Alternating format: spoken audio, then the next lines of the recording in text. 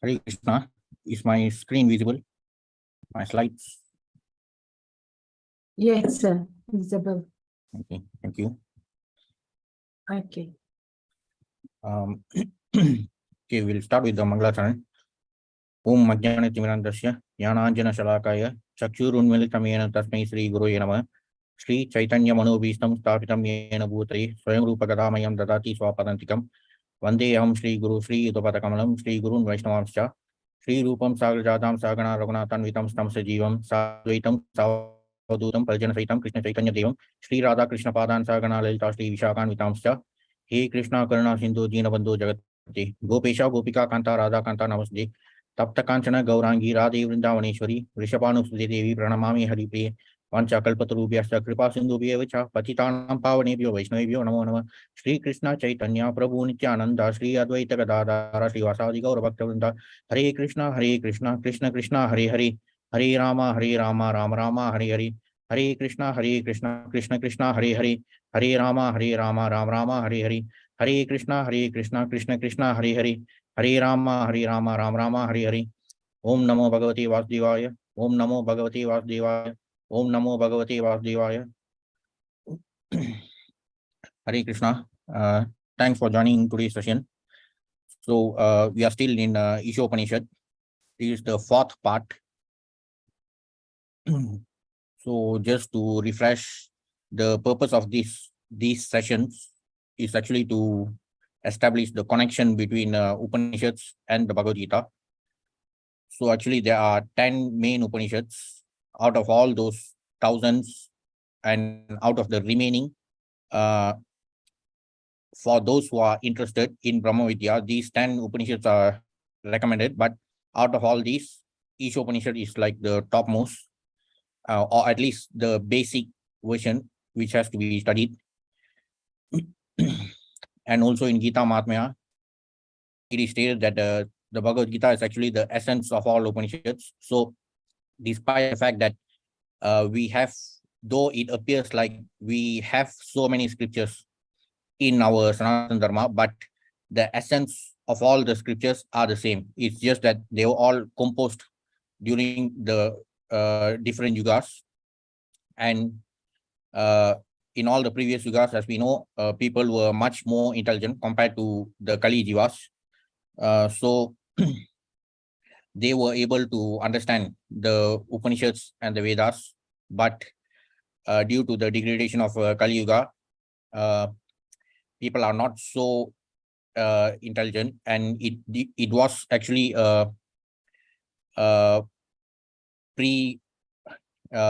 it was already foreseen by our acharyas like Vyasadeva. So he divided the Vedas, and then he also composed the Smritis, especially in Mahabharata.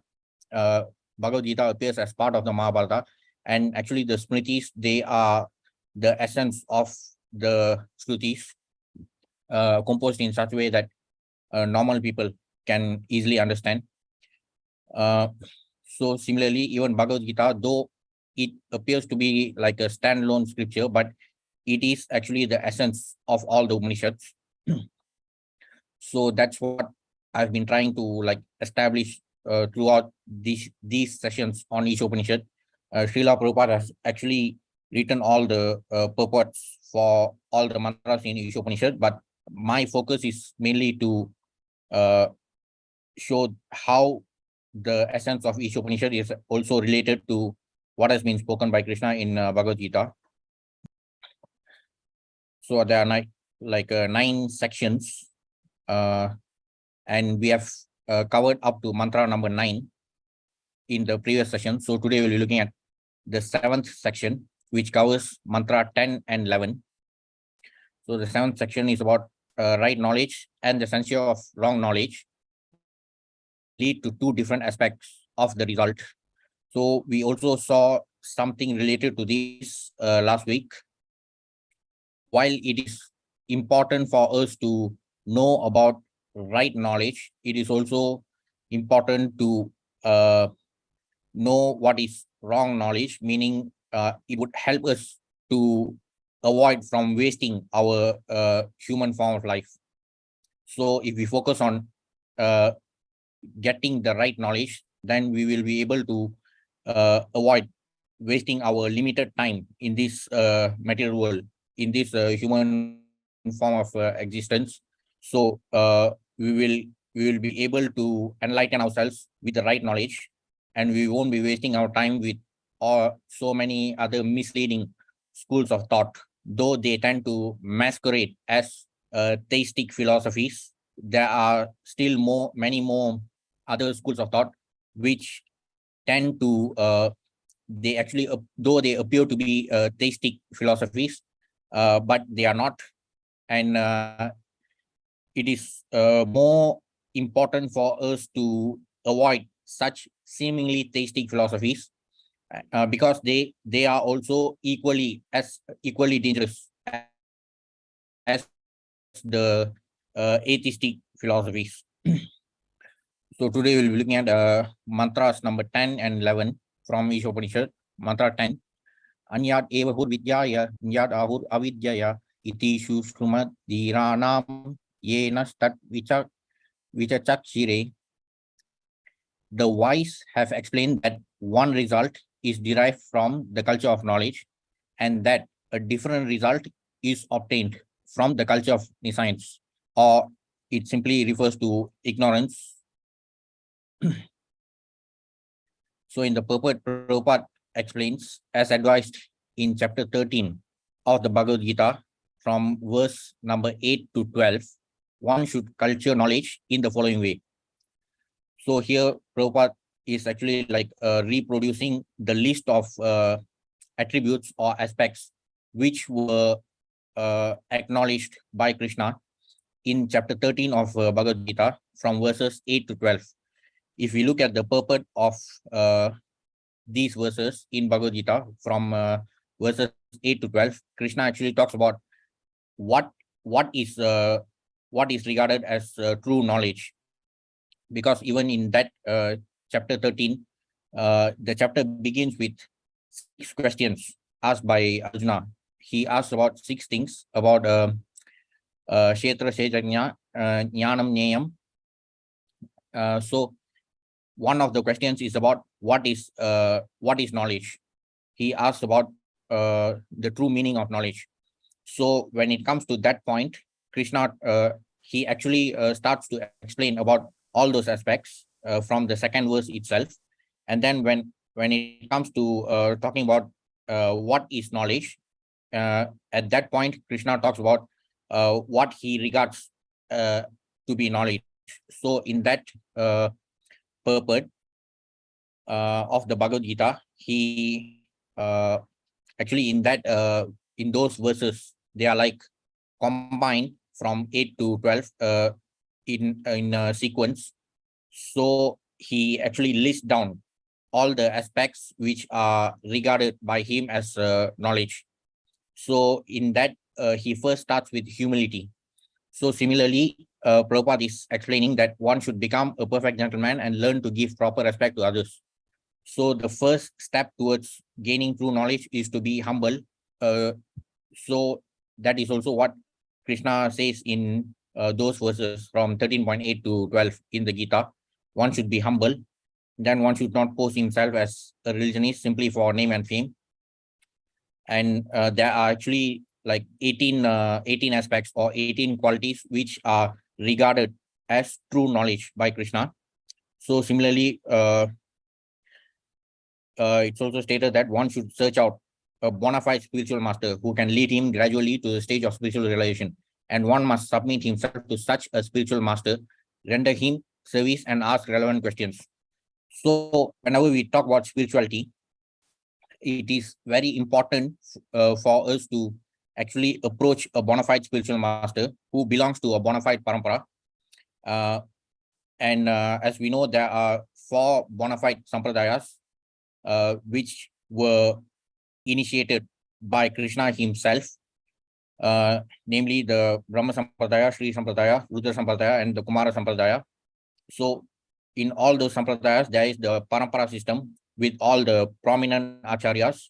So we should approach such sampradayas, such bona fide sampradayas to receive knowledge from the bona fide acharyas or spiritual masters. And it is a misconception especially in our community, in our Hindu community, that people tend to think that this spiritual knowledge is something like an add-on. Like in school, we used to have extracurricular activities. So in that system, the we would study according to the basic curriculum, which has been laid out by the ministry and all that. And we also used to have some so-called extracurricular activities to kind of hone and inculcate additional skills. So similarly, only in our Hindu community, there's this huge misconception that people tend to think that this spiritual knowledge is something like an add-on to our so-called material knowledge or academic knowledge. But we must actually understand that this spiritual knowledge is the one thing which matters the most to us, because we are spiritual beings, as mentioned by Krishna himself in the Gita, like Mamayanso Jivaloke Jiva Bhuta Sanatana. So Krishna himself acknowledges the fact that we are spiritual beings. That is our original identity. So this spiritual knowledge is what is going to actually liberate us from this place of misery. So first of all, before actually starting our so-called spiritual journey, actually all of us, we must have gone through that particular moment in our life, which is actually regarded as our Brahma Jignasa moment. Since our childhood, our parents would always advise us to study hard so that we can secure a job and earn enough money, settle down in life. So we have always been given this type of, this is the kind of doctrination that we have been receiving throughout our life before our Brahma Jignasa moment. But we all must have undergone that one moment during which we actually started to think about why am I even here in the first place? Because and it actually happens only when we experience some very unpleasant incident or any other experience. Normally it could be the demise of some loved one.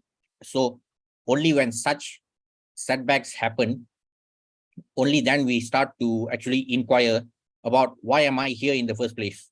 Because even in the case of Lord Buddha, even his inquiry started only when he started to see the ugly side of this material life. Though I'm not trying to promote Buddhism here, but it's just that similarity. We will only have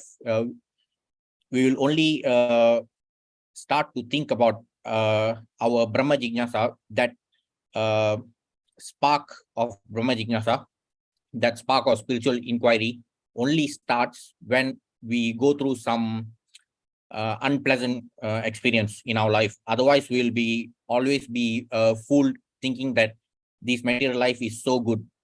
So as of now, since we are engaged in this material body, we are all under this illusion, thinking that we are identical with this material body, but our original identity is not that. We are spiritual beings. So it is important to understand that spiritual knowledge is the best remedy for us to cure our material disease. But only in our Hindu community, we tend to think that spiritual knowledge is merely an add-on, something like an extracurricular activity. So we can we may or may not choose to pursue this knowledge, but that itself is our foolishness, because we fail. That shows that we have completely failed to understand our original identity. So that's why this spiritual knowledge is not something that should be taken lightly. It should not be treated as some sort of some extracurricular activity that we should do only when we have free time. So this should be a very serious business, because only this will cure our material disease. So we should really understand why do we want to pursue this spiritual knowledge, and how important it is to approach a bona fide sampradaya and all that.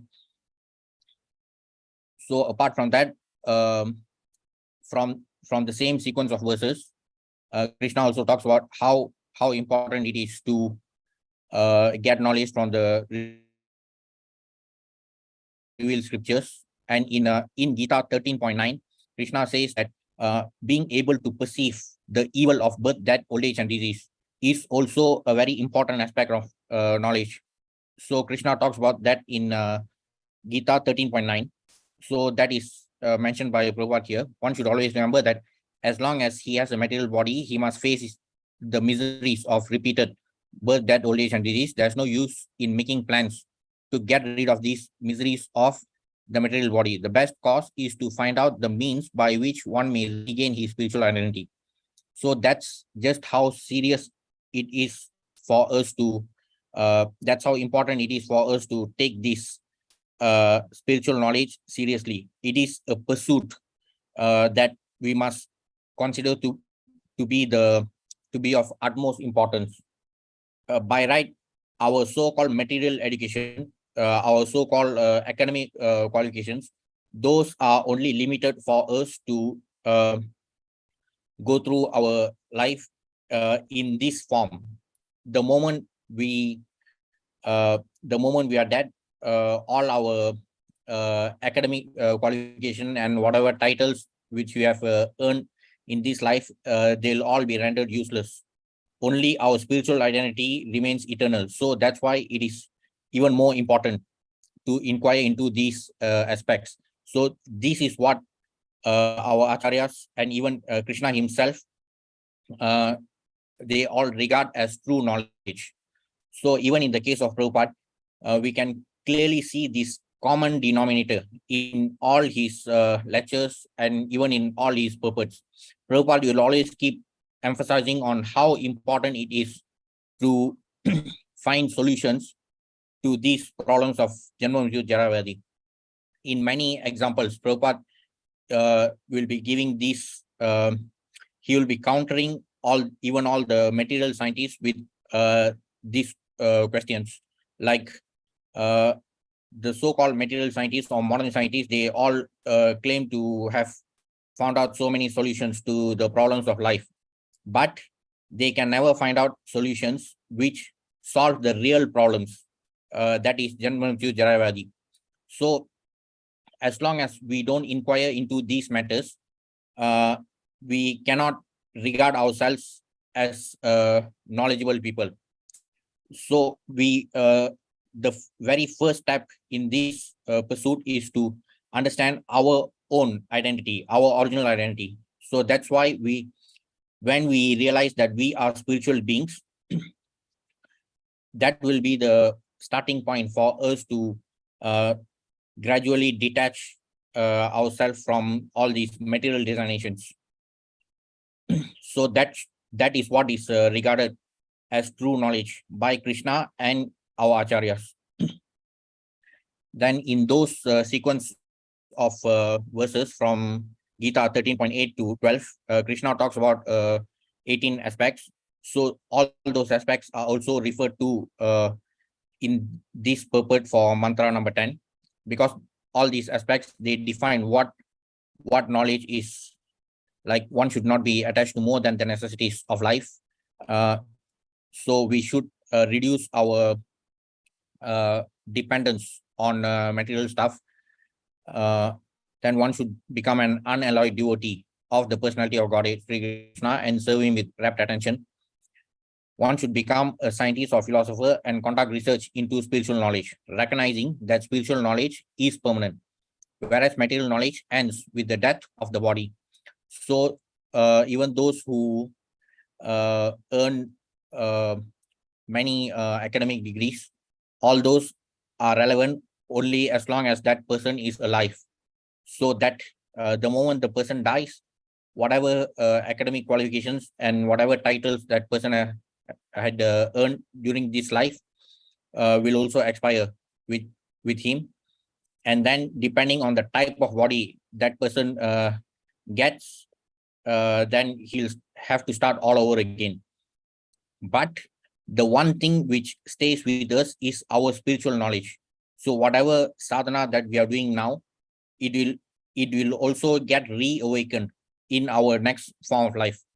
Hopefully we don't have to go through another life, but even if we are forced to take another human birth, then somehow our whatever practice that we have done so far in this life, so the effect of that will automatically get reactivated in our next birth. So even now we are able to appreciate the beauty of Krishna consciousness only because of what we have done in our previous lives. Also, there is a verse which says, Janmantre Kritam Punyam Tata Bhagavatam Lavet. So only those who have done a lot of punyas in the previous lives, only they will be lucky enough to come into contact with Bhagavatam. And unfortunately, a lot of people in our community, they don't even know how many chapters and verses are there in the Bhagavad Gita itself. So, of course, we should also do our part to enlighten them. And whatever service that we do now, will also, the effects of it will get reawakened even if we have to go through another human birth. So only this spiritual knowledge will remain eternal, and only this will help us to go back to Godhead.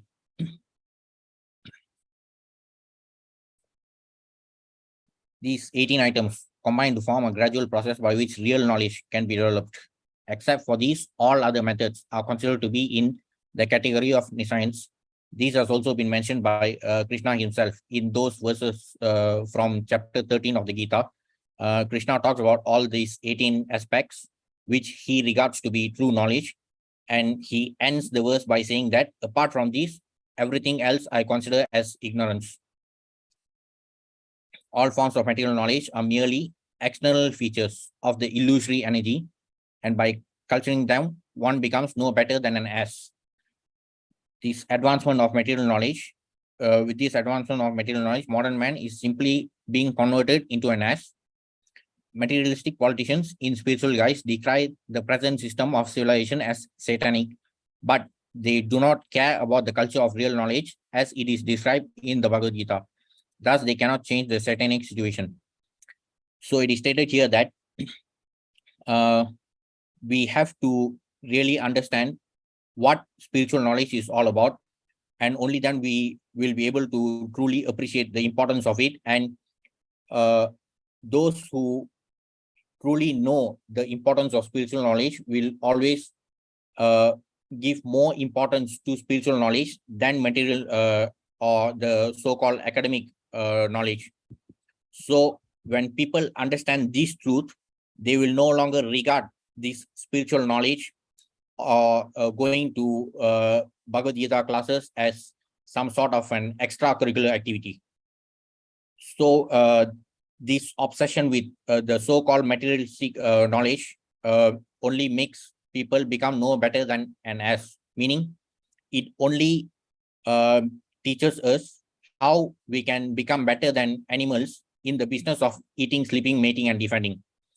The so-called academic institutions, they never give any emphasis about how we can solve the problems of Janma Mrityu Jara Vyadhi. Krishna clearly says that we should be able to perceive the evil of Janma Mrityu Jara Vyadhi. So that itself is an important aspect of knowledge. But in none of our academic institutions, they teach us about how we can solve the problems of Janma Mrityu Jara Vyadhi. First of all, they don't even regard these four things, Janma Mrityu Jara Vyadhi, as evil. So that itself shows the depth of ignorance which is being cultivated by these so-called academic institutions. And on the other hand, even some materialistic politicians, they always have this tendency to act like some self-proclaimed spiritual masters, especially in Bharat. It's very common. We often see many politicians who always try to project themselves as some sadhus, but and it was even more prevalent during the pre-independence days. So those people have always been trying to propagate that this current civilization is going to hell and all that, but they were never really bothered about prescribing the proper remedy for this disease, because they themselves, they were not educated with proper spiritual knowledge from the bona fide parampara, and therefore people like this so-called Mahatma, in many of his writings, he has been foolishly trying to set benchmarks about who is to be regarded as God.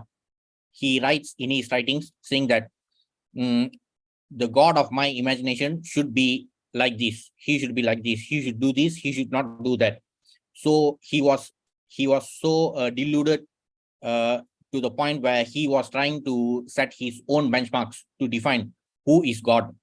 So he was never interested in getting proper knowledge from any bona fide sampradaya, and therefore he was also propagating avidya in the guise of spiritual knowledge. He was simply trying to act like a great sadhu, and he was propagating all his avidya to even spoil the others. So as mentioned earlier, only human beings have the ability to inquire into spirituality. Only we have the ability to engage in spiritual inquiry, especially when we face some unpleasant experiences. Only then we tend to really inquire into the reason why we are here in the first place. If everything is going to end just like that in a moment, then why are we here in the first place? Why do we have to work so hard, accumulate so much material wealth, and someday everything will be taken away from us just like that? So why are we being forced to go through this cycle? So this type of spiritual inquiry, this Brahma Jignasa, is only this ability is only available to us, not with the animals.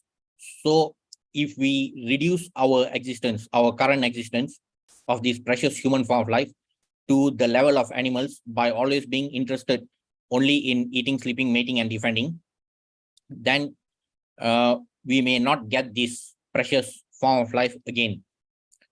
And unfortunately, this is precisely what our so-called academic institutions focus on. They only focus on how we can accumulate more and more material wealth. They only focus on how the students should be trained to become better in the business of eating, sleeping, mating, and defending, to be better than animals. So that is why we should be clear about what true knowledge really is. It is especially important for us as spiritual beings.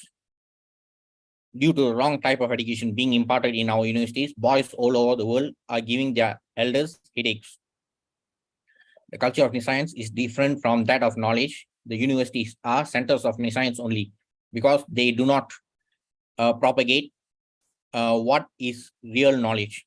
They do not tell us how we can liberate ourselves from this material disease. On the contrary, they are actually telling us how we can get further entangled in this material disease. University students today are not given instructions in the regulative principles of brahmacharya, celibate student life, nor do they have any faith in scriptural injunctions. Religious principles are taught for the sake of name and fame only, and not for the sake of practical action. So maybe in some of the academic institutions, they might offer these religious studies as optional subjects, but that concept itself is wrong, because as mentioned earlier, we being spiritual entities, we should not regard spiritual knowledge as some sort of optional subject or some extracurricular activity, which should be done when we have free time, only. So that this type of science is being promoted by all the so-called academic institutions. So these are the verses from the Gita, from verse 8 to 12 from chapter 13. So in these verses, Krishna provides all the aspects which are to be regarded as true knowledge. And in the purport to these verses, Prabhupada actually writes like almost one whole paragraph to explain each and every single aspect. Like Prabhupada starts with one paragraph on humility alone. Then he writes another paragraph about pridelessness. So he gives such in-depth explanation for each of these aspects. And as mentioned earlier, Krishna himself ends these verses by saying that all these I declare to be knowledge, and besides this, whatever there may be is ignorance. So we can clearly see that whatever is being propagated as knowledge in our so-called academic institutions, they have nothing to do with these aspects, which have been emphasized by Krishna. As mentioned earlier, youngsters nowadays are giving headaches to the elders because they are not taught to be, the academic institutions are not teaching them how to be humble, how to respect the elders. On the contrary, respecting the elders, disrespecting the elders is regarded as more fashionable. All sorts of nonsensical ideologies are being propagated to completely corrupt the minds of the youngsters. So we can find none of these aspects in the so-called academic institutions. They are doing the exact opposite of what Krishna has explained here. So that's why the so-called academic knowledge from our academic institutions, they are regarded as science, as what Prabhupada has written in the purport for this mantra number 10. Then Prabhupada also talks about how nationalism is also due to cultivation of science by the general people. So this concept called nationalism is also something which actually represents the degradation of Kali Yuga. We can recall from the Bhagavatam, like we are in our Bhagavatam class, we are now in chapter 11 of the first canto. So in the previous chapters, we have also seen that after the war, Maharaj Yudhishthira was installed as the king of Hastinapura, and then he was succeeded by Parikshit Maharaj. And Parikshit Maharaj actually expanded the kingdom further to cover the entire Jambudvipa. So not just Bharatavarsha, the entire Jambudvipa was also under a single king's rule during the previous Yuga, like before Kali Yuga actually started. So during the ancient time, even the entire Jambudvipa was under one kingdom. So today we have so many nations fighting each other, and this itself is a result of the degradation of Kali Yuga. But still, our so-called modern scientists, they tend to regard that we have achieved so much of advancement, and all these nations are also competing against each other to for space exploration and all that. But they still fail to understand this fact. Like the drivers of our spaceships may be very proud of their achievements, but they do not consider the supreme driver of these greater, more gigantic spaceships called planets.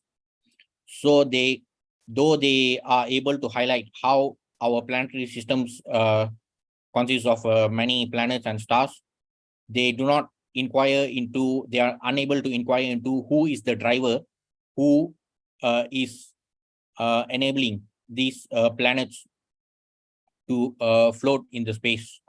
So they are completely unable to ask that type of basic questions. As infinitesimal parts and parcels of the Supreme Lord, we small creatures are trying to dominate these unlimited planets.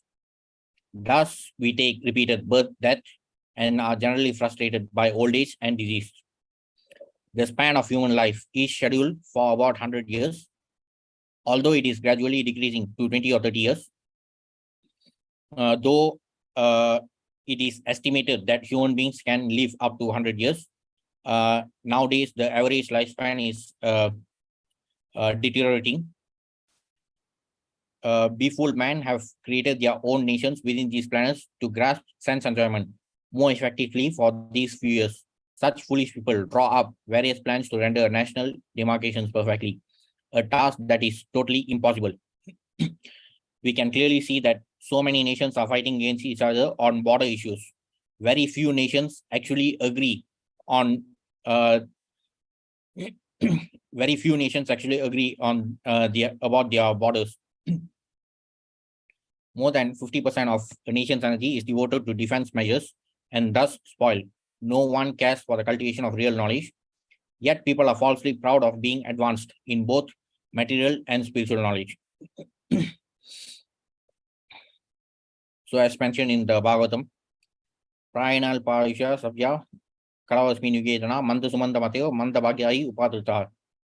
O learned one, in this iron age of Kali, men almost always have but short lives.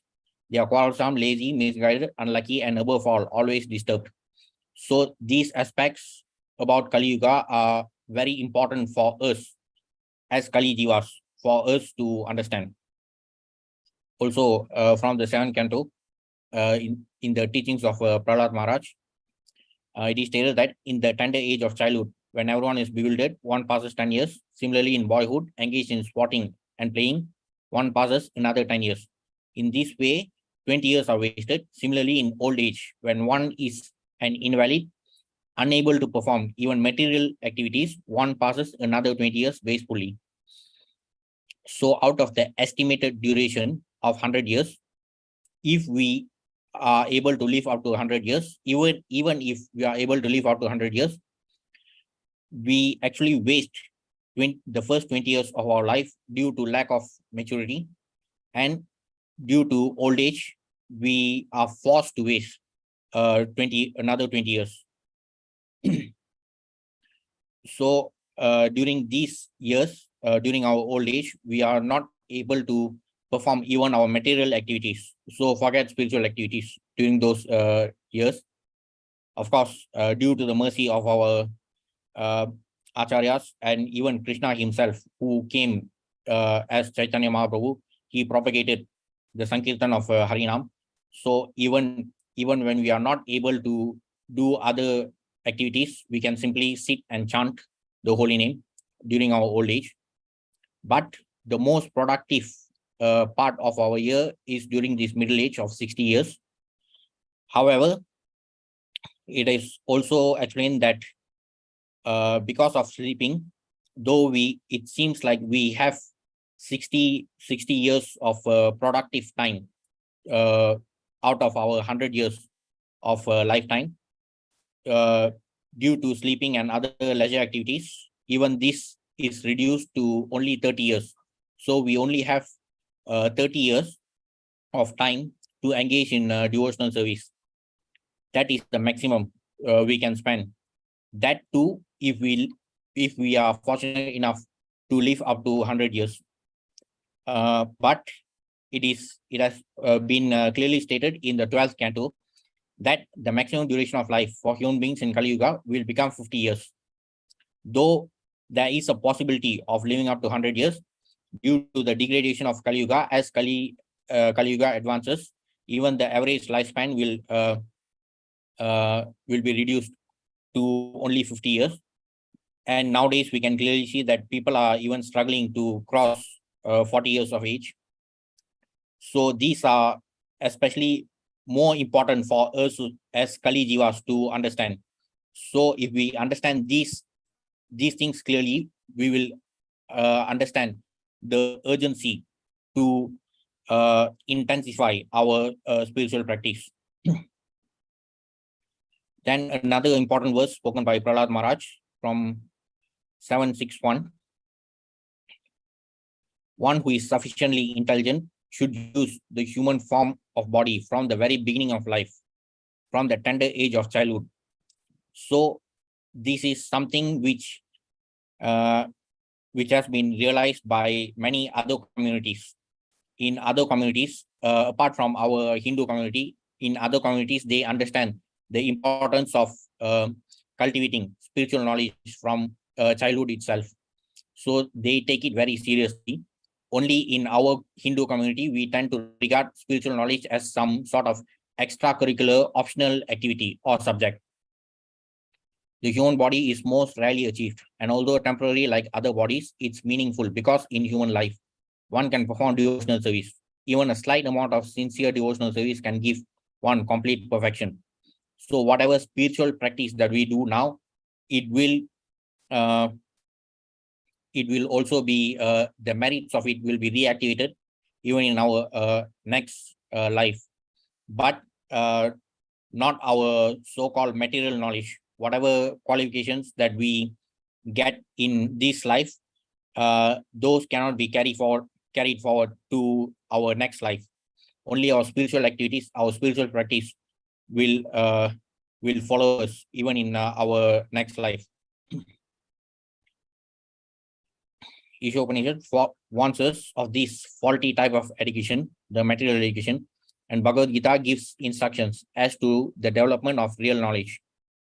Vidya must be acquired from a dhira. A dhira is one who is not disturbed by material illusion. He is perfectly spiritually realized, at which time one neither hankers nor laments for anything.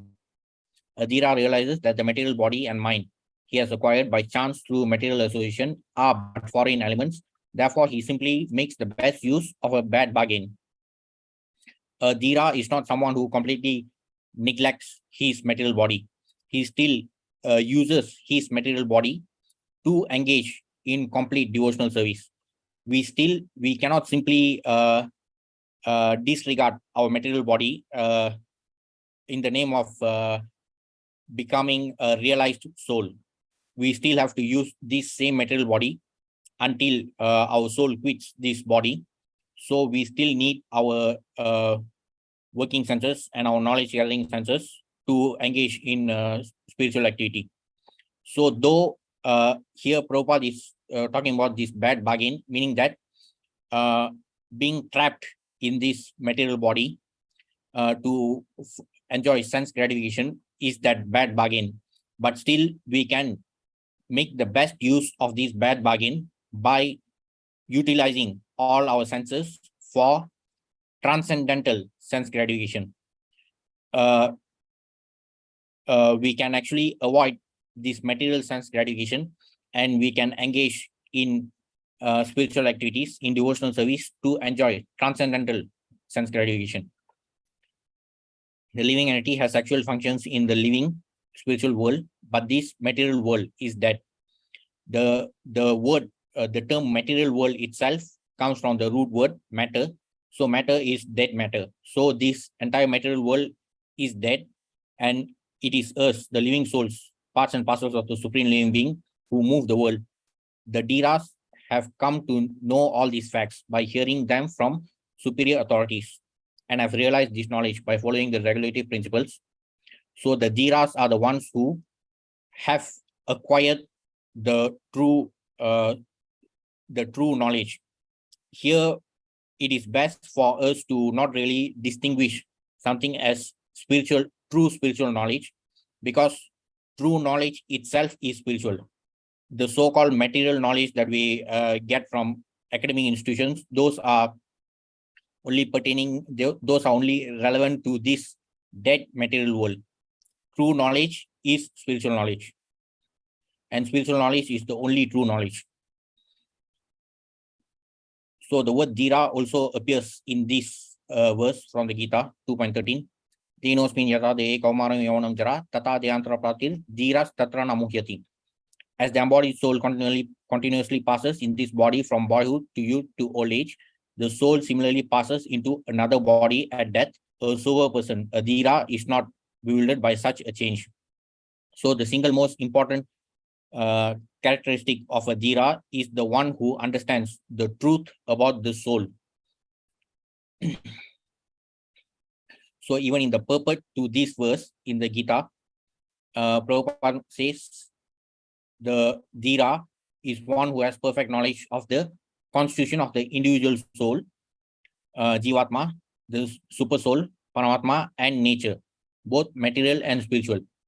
So such a person is dhira. So the essence of our spiritual knowledge is centered around these aspects. We should first identify ourselves. We should understand our original identity as Jivatmas. Then we'll be able to understand our relationship with Paramatma, that we are meant to be his eternal servants. Then we'll also understand the truth about nature, that is material nature, and also the spiritual nature. So once we have proper understanding about these aspects, then we can claim to be in true knowledge. Now so far we have seen the differences between true spiritual knowledge and the so-called academic knowledge, the knowledge which further entangles us in material bondage. Now, even within the umbrella of spiritual knowledge, there are so many schools of thought, especially in our Sanatana Dharma. There are so many schools of thought, and though many of these schools appear to propagate theistic knowledge, it is very important for us to be aware about which knowledge is truly theistic. For example, in the Mayavadi theories, especially in those related to the Advaita school, those are actually more dangerous than the ignorance that is propagated by materialistic knowledge, because these Mayavadi thoughts are in the guise of spiritual knowledge. If we pursue such misleading thoughts, then that is like even worse, because we will be misled into thinking that we are actually performing spiritual activities, but those are not going to help us to solve our problems. And the flaws in the Mayavadi school of thought can be clearly seen when we study many of the verses from the Gita. Even by looking at the important keywords in those verses itself, we can see that we can clearly see the flaws in this Mayavadi school of thought. For example, the spirit soul cannot be cut into pieces as fragmental portion. There's also this verse from chapter 2 of the Gita, which says that the soul cannot be cut into pieces. So the Mayavadi school of thought, they propagate this notion that we are all parts and parcels of the Lord, and we can actually merge into him. But what Prabhupada argues here is that, as confirmed in the Gita, the fragmental portions of the Supreme exist Sanatana and are called Shara. So these are mentioned in Gita chapter 15. These fragmental portions are eternally so. In Gita 15.7, Krishna says, Mamayamamso Jivaloke Jivabhuta Sanatana. The Amsas, the Jivas are actually eternal fragmental parts. It's not like they were cut and it's not like they were united and then they were cut into pieces. They have been eternally fragmented. So there was never a time when we were like merged with the Supreme, and it's not like we were cut out of the Supreme and then like we are going to be merged into the Supreme again. We have been eternally fragmented. This is according to what was spoken by Krishna himself in Gita 15.7. So the fragmental portions are eternally so, and even after liberation, the individual soul remains the same, fragmental. So this is the exact truth as spoken by Krishna himself in chapter 15. But the Mayavadi school of thought, they are propagating the exact opposite to this. The super soul who is present in each and every individual body is known as Paramatma. So as mentioned by Krishna in 15.7, the living entities are my eternal fragmental parts. We have always been eternally fragmented. We have always been eternal fragmental parts of the Supreme. And apart from Gita 15.7, there are also these three other verses from chapter 15, which also clearly demolish the Mayavadi school of thought, starting from 15.16 to 15.18. In 15.16, Krishna says there are two classes of beings, the fallible and the infallible. In the material world, every living entity is fallible, and in the spiritual world, every living entity is infallible. So here, in the material world, it's clearly referring to us, the conditioned souls. In the spiritual world, it's talking about the liberated souls. So those liberated souls are infallible. Besides these two, there is the greatest living personality, the Supreme Soul, the imperishable Lord himself, who has entered the three worlds and is maintaining them. So even in this verse, Krishna is clearly talking about the third category, apart from the living beings, the two types of living beings. The Supreme Soul is actually distinguished as the third category, like beyond these two. Because I am transcendental, beyond both fallible and infallible. And because I am the greatest, I am celebrated both in the world and in the Vedas as that Supreme Person. So these verses, Gita 15.7, 15.16, 15.16, 15.17, and 15.18. All these verses, they clearly demolish the Mayavadi school of thought. They clearly establish the idea of the Supreme Person being a person, and even we as jivas, we also have our own personality. We also have our own individuality, and it has been eternally so. It's not like we were merged in the Supreme and then we got scattered all over, and then like we are going to merge again. Even after liberation, we will remain as individuals, and we will become subservient to the Supreme Lord. Even this is the essence of Katha Upanishad.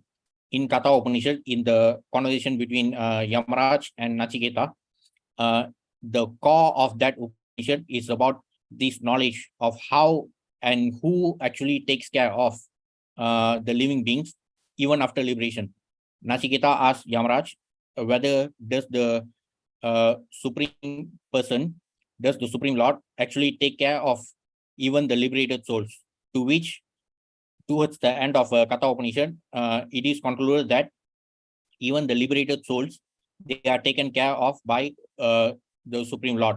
So even those who get liberated, they still remain as subservient to the Supreme Lord. Though they get elevated to the spiritual world, they are infallible. They are regarded as infallible compared to us, the conditioned souls, in the fallible conditioned souls in this material world.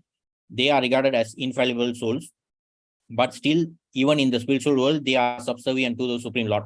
So it's not like the Mayavadi thought process where people get liberated and they become God. There's no such thing. So all those thoughts are clearly demolished by these verses spoken by Krishna himself in the Gita, chapter 15. So the super soul, the Supreme Person, is different from the individual living entity. The individual fragmental spirit soul is represented by Arjuna. The Supreme Soul is the personality of Godhead, Sri Krishna. They are not on the same level, as it will be apparent in the beginning of the 4th chapter. So in the 4th chapter of the Gita, Arjuna asks Krishna, how am I supposed to believe that you spoke the earlier version of this Gita to the sun god? So to which Krishna responds by saying that we have passed through many births. I remember everything that happened in the past, but you are not able to remember that. So the Jivatma is not able to remember what happened in the previous births, but the Paramatma knows everything that has happened in the past, present, and future, and it is related to all the living entities. He knows about all the living entities. So that's why it is very easy to understand that the Supreme Person, the Supreme Lord, is not this. He cannot be equated to the living entities. So all these schools of thought which promote this misleading conception by saying that after liberation we become God. So there's no such thing. All such misconceptions have clearly been demolished in the Gita from the verses spoken by Krishna himself.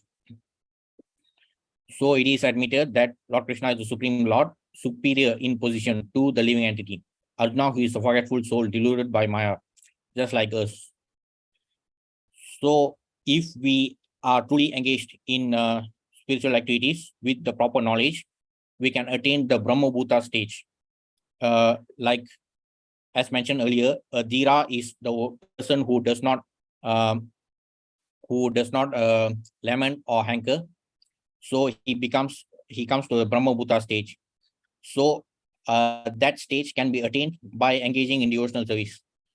As mentioned in Gita 14.26, one who engages in full devotional service, unfailing in all circumstances, at once transcends the modes of material nature and thus comes to the level of Brahman. This is called the Brahma Bhuta stage. And also in 18.54, it is stated, one who is thus transcendently situated at once in the Brahma Bhuta stage realizes the Supreme Brahman and becomes fully joyful. He never laments or desires to have anything. He is equally disposed toward every living entity. In that stage, he attains pure devotional service unto me.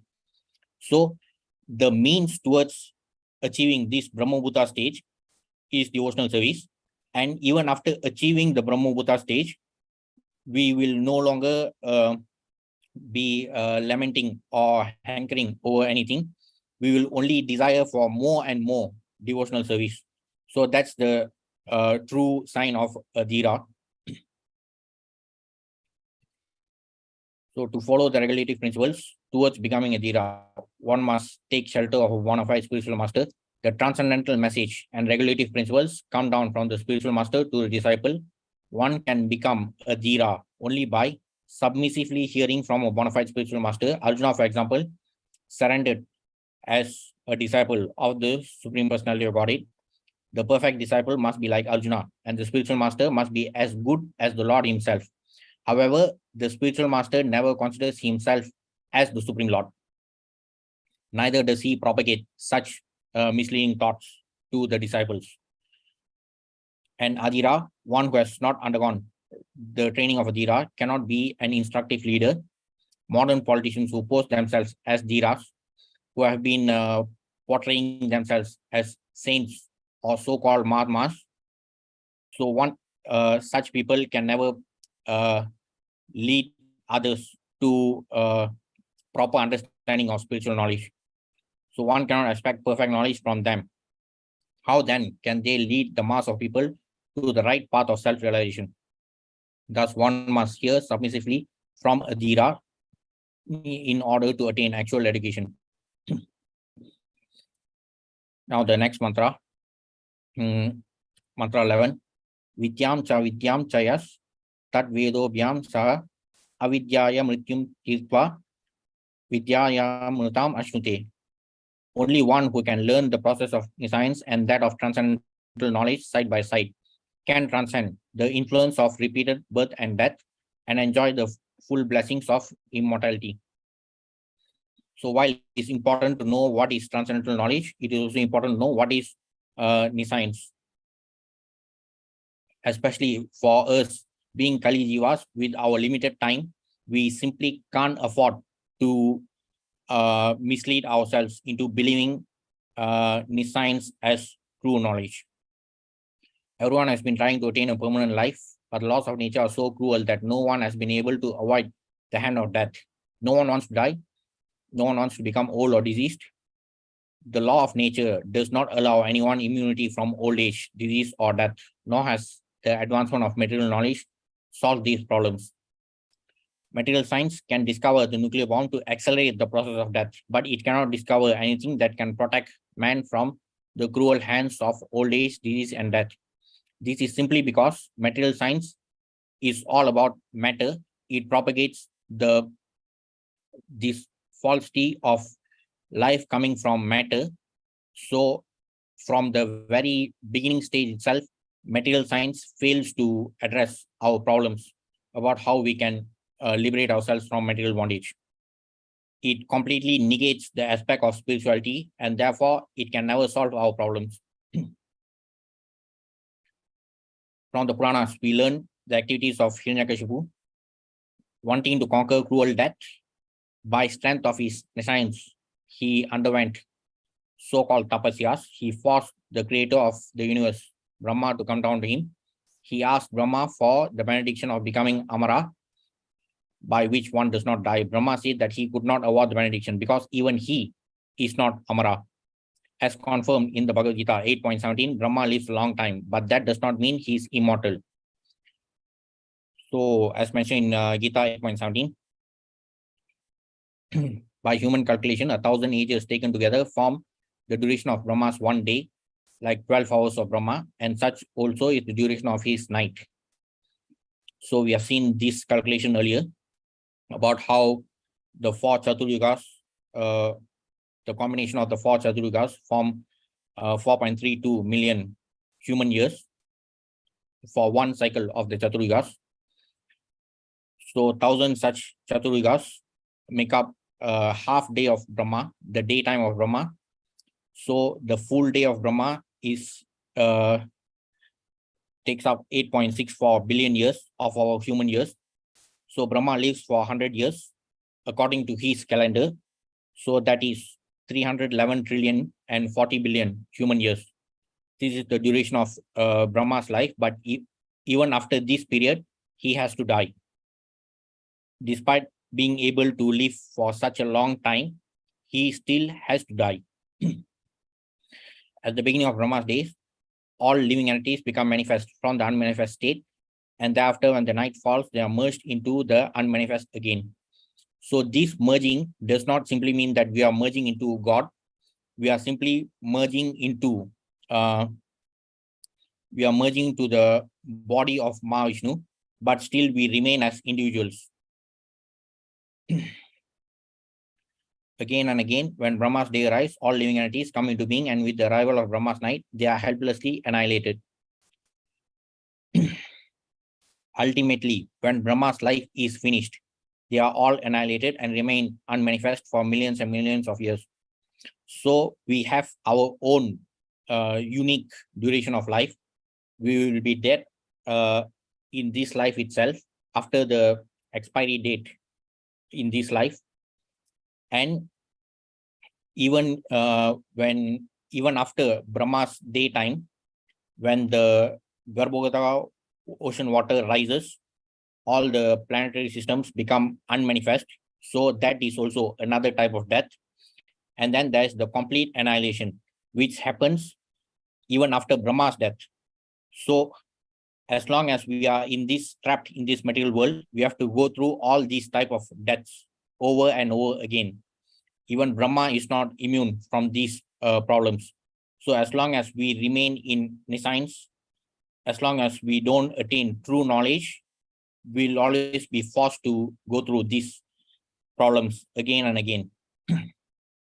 But those intelligent persons who take to Krishna consciousness use the human life fully in the devotional service of the Lord, chanting Hare Krishna, Krishna Krishna, Hare Hare, Hare Rama, Rama Rama, Hare Hare. Thus they transfer themselves even in this life to the spiritual planet of Krishna and become eternally blissful there, not being subject to such rebirths.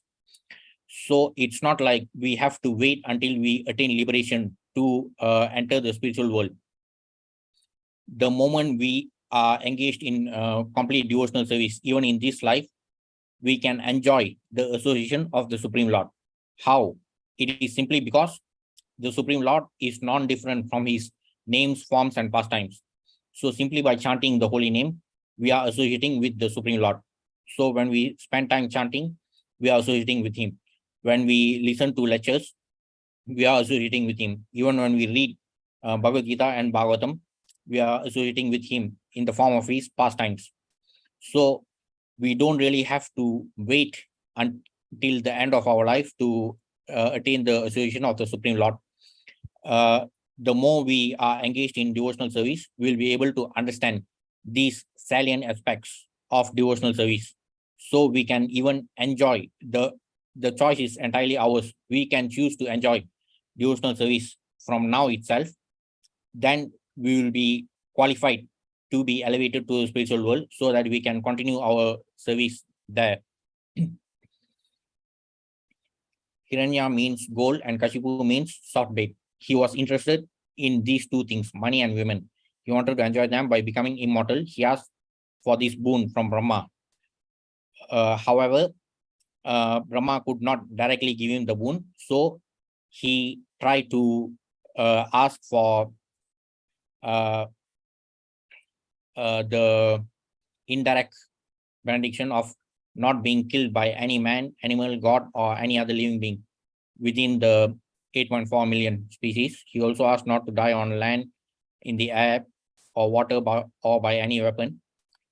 So here, Hiranyakashipu asked for this boon, that he should not be killed by any of these 8.4 million species. So if we look at those species, Jaljanam Lakshani, Stavaram Lakshani, Krimiyor Rudra Sankhya, Pakshinam Dasa Lakshanam, Trimsa Lakshani Pasava, Chatur Lakshani Manusha, 900,000 aquatics, 20 lakhs Stavara, non-moving entities, 11 lakh insects and reptiles, 10 lakh birds, 30 lakh quadrupeds, 4-legged animals, and 4 lakh human species.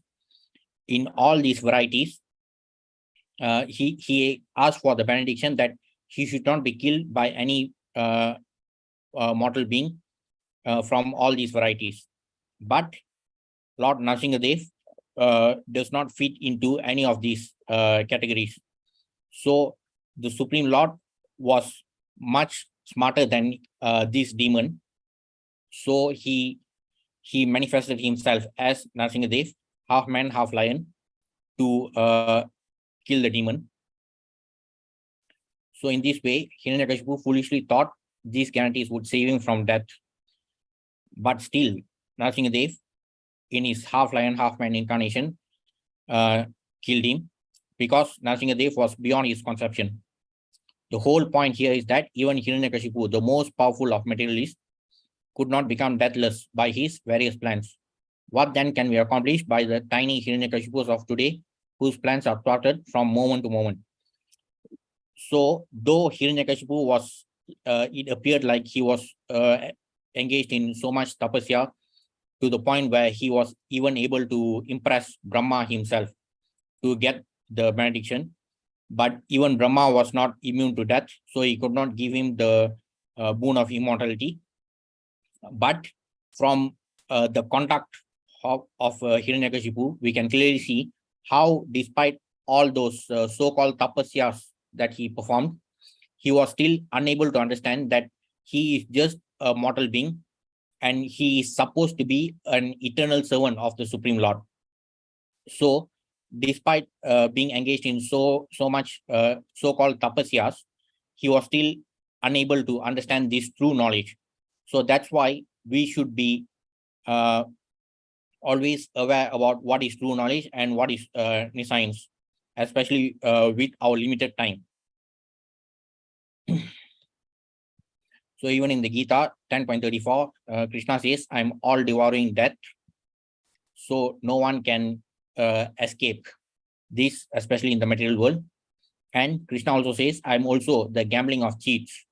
So those who tend to think that they are so smart, those who tend to think that they can cheat death, still Krishna is he will even cheat those cheaters.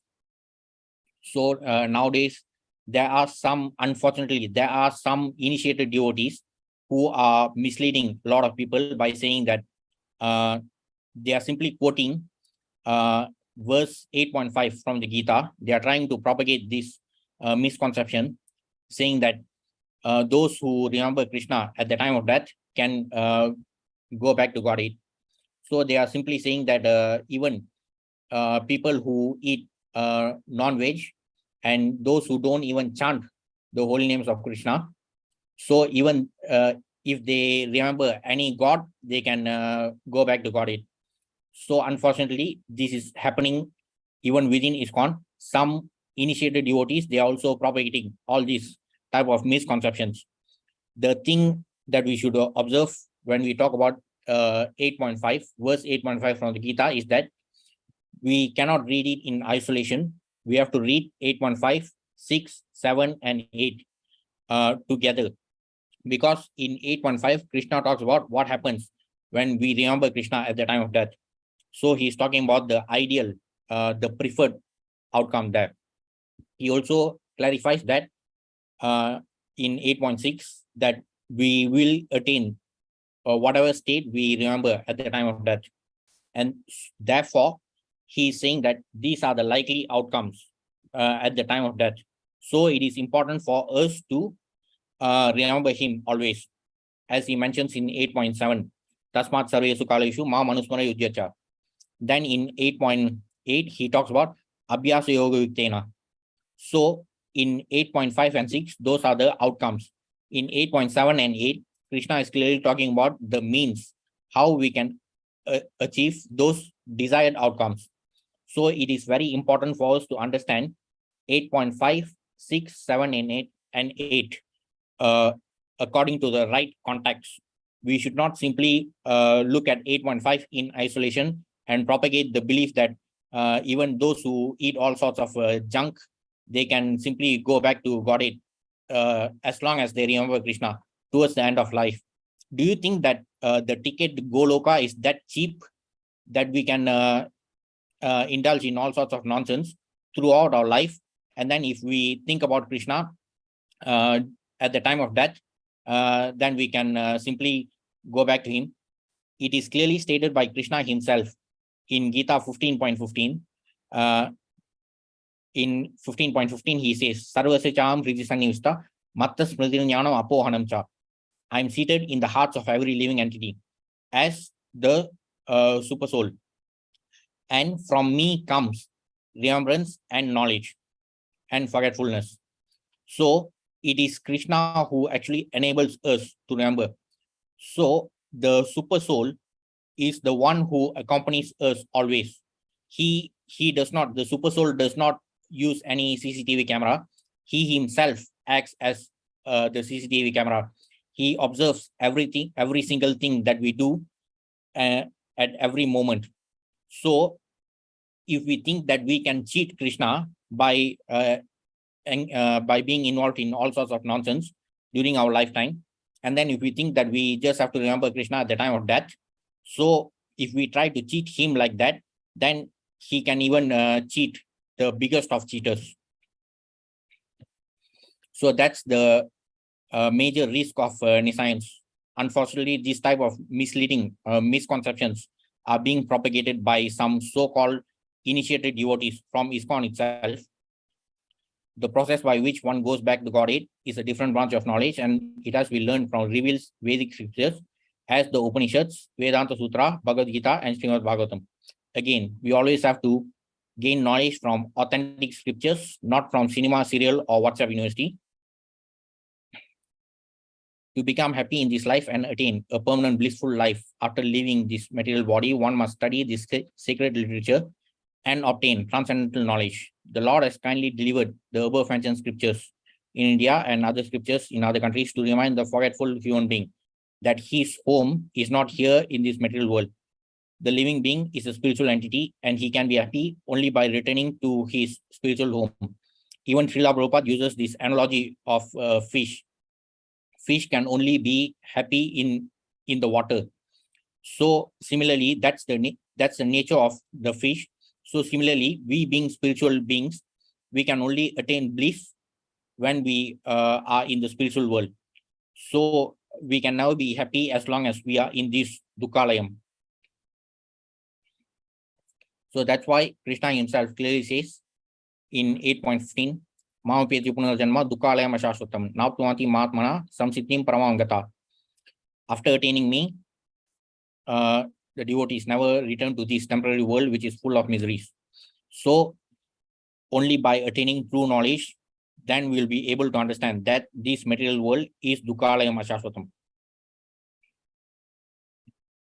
The personality of Godhead sends his bona fide servants to propagate this message, by which one can return to Godhead. Sometimes the Lord himself comes to do this work.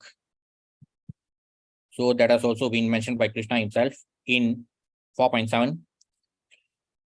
Yada yada dharmasya glanirvavati bharata abhyutanam adharmasya tadatmanam srijamyam. Whenever there is a decline in religious practice and a predominant rise in irreligion, at that time I descend myself. When there's a predominant rise of irreligion, all sorts of nescience will be propagated. So that will further entangle us in this material bondage. To deliver the pious and to annihilate the miscreants, as well as to re-establish the principles of religion, I myself appear millennium after millennium. So the Supreme Lord appears during every yuga to establish that yuga dharma. For example, it has been clearly stated in Bhagavatam 11.532, Krishna Varnam Tusha Krishnam Sangopang Yastra Pasradam Yatne Sankirtane Prayai Yadanti Sume Dasaha.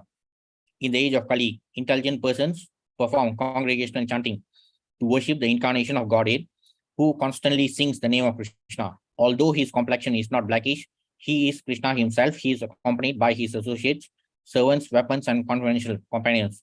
So the most munificent avatar of Krishna, Chaitanya Mahaprabhu, he came to establish this yuga dharma, the yuga dharma of this yuga, that is congregational chanting of the holy name. Human life is the best opportunity for the culture of spiritual knowledge, and a human being who does not take advantage of this opportunity is called a Naradama, the lowest of human beings. The path of avidya leads to the path of repeated birth and death. The living entity has no birth or death. Birth and death apply to the outward covering of the spirit soul, the body. Only the when we talk about birth and death, it only pertains to the material body. Death is like taking off, and birth is like putting outward garments. However, due to avidya, foolish human beings do not mind this cruel process. As a result, they undergo the same miseries repeatedly and do not learn any lessons from the laws of nature. So it has also been mentioned in 2.20 that for the soul, there is neither birth nor death at any time. Though we are eternal living beings, we are eternal jivas, there's no birth and death for us. However, we are being forced to be trapped in this cycle of birth and death just because we ourselves have degraded from our original position. Our original identity is that we are eternal souls, but we have degraded to this condition of being conditioned souls trapped in the material body. As a result, the soul similarly accepts new material bodies, giving up the old and useless ones, like putting up new garments. But we are being forced, we are like trapped in this cycle since time immemorial. So now that we have obtained this rare opportunity, so the onus is on us to fully make use of it. Therefore, the culture of Vidya, transcendental knowledge, is essential for the human being. Sense enjoyment in the diseased material condition must be restricted as far as possible. The living entities are not without spiritual senses. Every living being is in his original spiritual form, has all the senses which are now materially manifested. Being covered by the material body and mind, the activities of the material senses are perverted reflections of the activities of the original spiritual senses. So due to this perverted reflection, we are in illusion, thinking that this material sense gratification can actually satisfy us, but we are only being put in this endless cycle. So we are like completely degraded from our original position. As spiritual beings, we are degraded to the level of material beings, materially conditioned. In our pure spiritual form, free from all material contamination, real enjoyment of the senses is possible. Therefore, the aim of human life should not be to enjoy perverted sense enjoyment, but to cure the material disease. So even in Gita 2.14, Krishna says, Matra prasastu kamteya, sidoshna sukha dukkada, agama payano anitya, tam titi sesva bharata. The non-permanent appearance of happiness and distress. and their disappearance in due course are like the appearance and disappearance of winter and summer seasons. They arise from sense perception, and one must learn to tolerate them without being disturbed. So just because we have degraded ourselves from our original spiritual identity, being trapped in this material body, we are experiencing this material sense perception, and all these perceptions, they come and go like the seasons of winter and summer. And also in 5.22, Krishna says, Ye samsparja voga dukkha yone evati adi antavanta kaunteya nateshu ramate buddha. An intelligent person does not take part in the sources of misery, which are due to contact with the material senses. Such pleasures have a beginning and an end, so the wise man does not delight in them. Our original spiritual position is similar to the Supreme Lord qualitatively. We also have the Satchidananda Vigraha features qualitatively, qualitative similarity. So we are also meant to be eternally blissful beings. We are meant to experience bliss, but due to our degraded condition, we are only experiencing material sense gratification. So that's why we are subject to happiness and distress. So we are trapped in these dualities. But once we are liberated and once we regain our original spiritual position, we will be able to experience bliss. So bliss is permanent. It is eternal. It's not like this temporary happiness and distress. But due to our foolishness, we tend to think that this material sense gratification can eternally please us. Aggravation of material disease is no sign of knowledge, but a sign of avidya, ignorance. So our so-called modern education system does this precisely. They promote further avidya. They teach us how to engage in sense gratification, material sense gratification. So the modern trend of material civilization is to increase the temperature of the feverish material condition. Foolish politicians are trying that at any moment the world may go to hell. But ironically, they are also the ones who accelerate the process. We must not follow this dangerous path leading to death. We must develop this culture of spiritual knowledge so that we may become completely free from the cruel hands of death. This does not mean that all activities for the maintenance of the body should be stopped. There's no question of stopping activities. To make the best use of a bad bargain is the appropriate expression. The culture of spiritual knowledge necessitates the help of the body and mind. Therefore, maintenance of the body and mind is required if we are to reach our goal.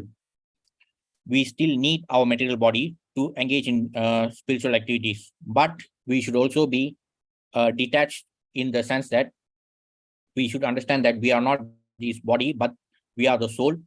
And in order to liberate our soul, we still have to somehow utilize this material body. But we should always be focused on the main goal. So that can be accomplished by a balanced program of spiritual and material knowledge.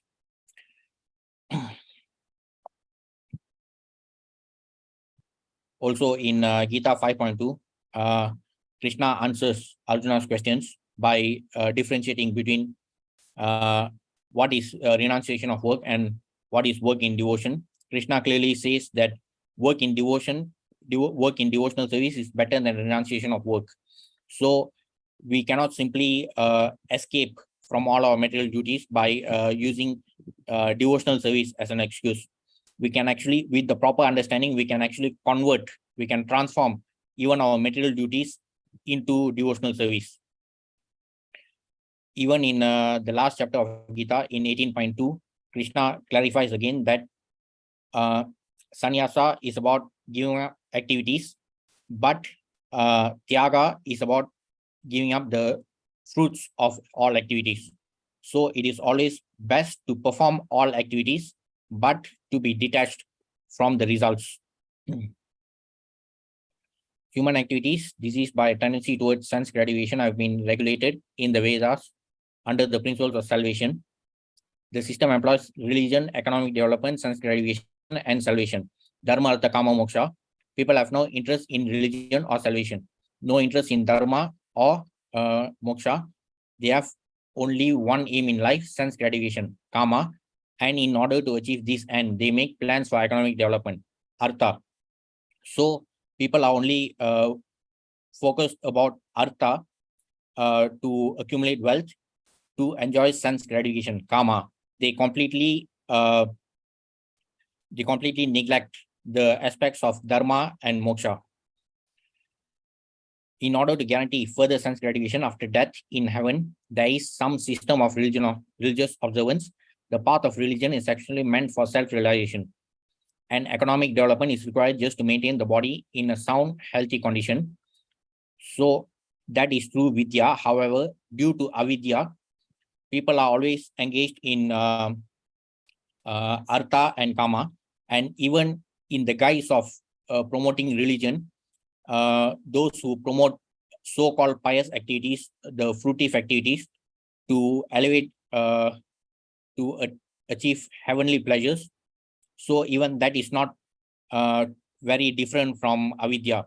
Though in such schools of thought, they promote how to achieve heavenly pleasures, still that is also another form of avidya, because even by going to the heavenly planets, we cannot solve our problems. As mentioned by Krishna in Gita 9.20 and 21. So even after we go to the heavenly planets by performing fruitive activities, we may enjoy that for some time, but still when the piety expires, we still have to return to this mortal planet again. So even when the so-called notions of dharma and moksha are misunderstood due to avidya in the guise of religious teaching, even that is even as equally dangerous as atheism. The path of vidya is most perfectly presented in Srimad Bhagavatam, which directs a human being to utilize his life to inquire into the absolute truth. So the absolute truth can be realized step by step as Brahman, Paramatma, and finally Bhagavan. So in order to attain that knowledge, we have to adhere to all these principles mentioned by Krishna himself. The only true knowledge is spiritual knowledge. So it is especially important for us to understand as spiritual living beings. We have to understand this truth.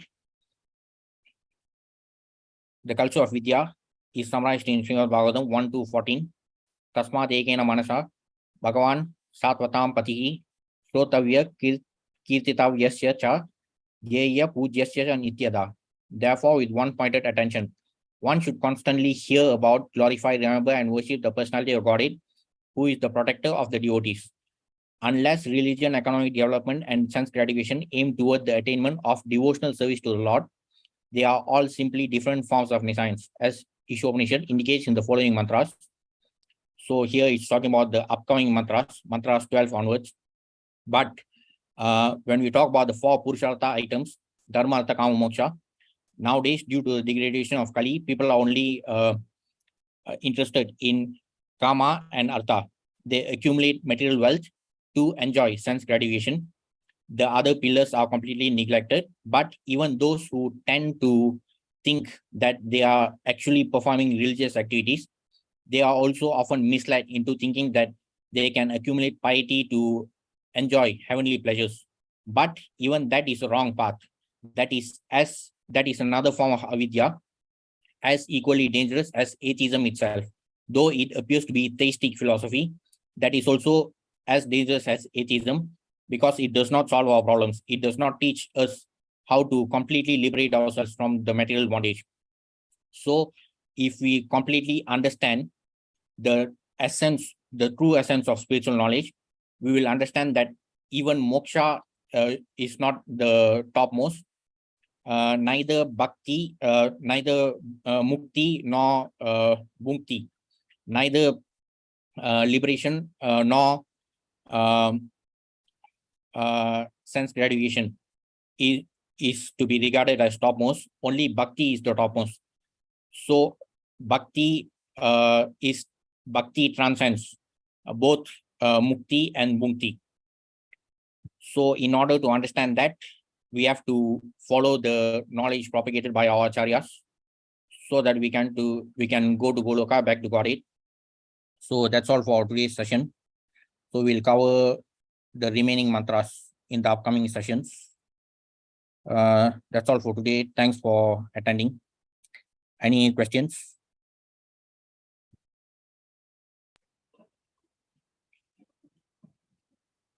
No, Prabhu. Hare Krishna, Prabhu. Thank you. Class. Oh, Hare Krishna. Thank you. Okay, thanks. Thank you, sir. Hare Krishna, Prabhu. Thank you.